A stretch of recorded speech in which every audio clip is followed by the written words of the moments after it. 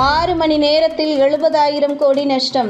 என்ன ராசி, என்ன தலையில் அடித்துக் கொள்ளும் அம்பானி குடும்பம். முகேஷ் அம்பானியின் சொத்து மதிப்பு 121.2 பில்லியன் அமெரிக்க டாலர்களாக இருக்கிறது என்றால் நம்ப முடிகிறதா? இந்திய ரூபாய் மதிப்பில் அது சுமார் 10 லட்சம் கோடி என தெரிவிக்கப்பட்டுள்ளது. தன்னுடைய மகனின் திருமணத்திற்காக அவர்களுடைய பாஷையில் சொல்ல வேண்டுமென்றால் வெறும் 5,000 கோடி செலவுதான் செய்தார்கள். ஆனால் அந்த செலவை கூட ஒரு வாரத்தில் 5 மடங்காக கல்லா கட்டிவிட்டனர் முகேஷ் அம்பானி குடும்பம். அந்த அளவிற்கு அவர்களின் வியாபாரம் படுஜோராக நடந்து கொண்டிருக்கிறது. இந்த நிலையில் அண்மையில் கூட வெளியான ஒரு தகவலின் அடிப்படையில் முகேஷ் அம்பானியின் சொத்து மதிப்பு சுமார் 25,000 கோடி ரூபாய் சேர்ந்துள்ளதாக சொல்லப்படுகிறது. கடந்த ஜூலை 5ஆம் தேதி முகேஷ் அம்பானியின் சொத்து மதிப்பு 118 பில்லியன் டாலர்களாக இருந்த நிலையில் கடந்த சில நாட்களில் அது 121 பில்லியன் டாலர்கள் என்று உயர்ந்துள்ளது என்றும் கிட்டத்தட்ட 25,000 கோடி ரூபாயை அவர் ஈட்டியுள்ளார் என்றும் இது பெரிய அபார வளர்ச்சி என்றும் அனைவராலும் பேசப்பட்டது. இந்த நிலையில் 2024ஆம் ஆண்டு தொடங்கியதில் இருந்து தற்போது வரை மட்டும்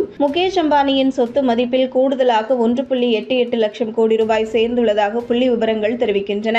இந்த 25,000 கோடி ஒரு வாரத்தில் எடுத்ததற்கு வீட்டிற்கு வந்த ராதிகா என்ற மகாலட்சுமி தான் என இணையங்களில் உலா வந்தது. இது குறித்தான செய்தி பரவலாக பேசப்பட்டது. பின்னர் அடுத்த ஒரு மாதத்தில் தற்போது சரிவிற்கான சுயரூபம் தெரிய வந்துள்ளதாக தகவல் வெளியாகியுள்ளது. எப்போது நம்பர் 1 பொசிஷனில் இருக்கும் ஜியோ நிறுவனம் மத்திய அரசின் சீரிய முயற்சியால் பல்வேறு சலுகைகளுடன் முன்னேறி வருகிறது BSNL நிறுவனம்.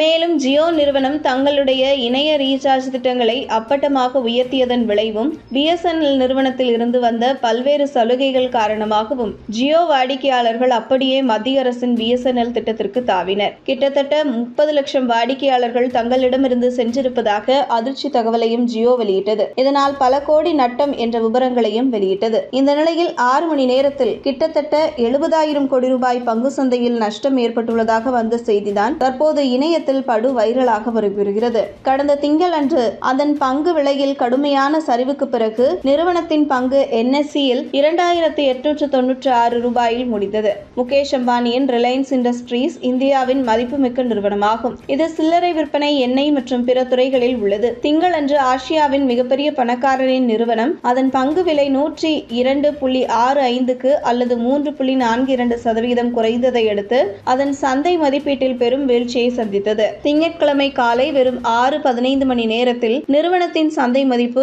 70,195.32 கோடி ரூபாய் குறைந்துள்ளது. அதன் பங்கின் விலையில் கடுமையான சரிவுக்கு பிறகு நிறுவனத்தின் பங்கு NSE-யில் 2,896 ஆக முடிந்தது மட்டுமின்றி அதன் சந்தை மதிப்பு 19,58,500.25 கோடியாக குறைந்தது. இருந்த போதிலும் ரிலையன்ஸ் இன்னும் இந்தியாவில் அதிக மதிப்புள்ள நிறுவனங்களின் பட்டியலில் முதலிடத்தில் உள்ளது. பங்குகளில் மிகவும் பலவீனமான போக்கை தொடர்ந்து ஃபெல் வெதர் பங்கு 3.46% சரிந்து BSE-யில் 2,894.70 ஆக இருந்தது.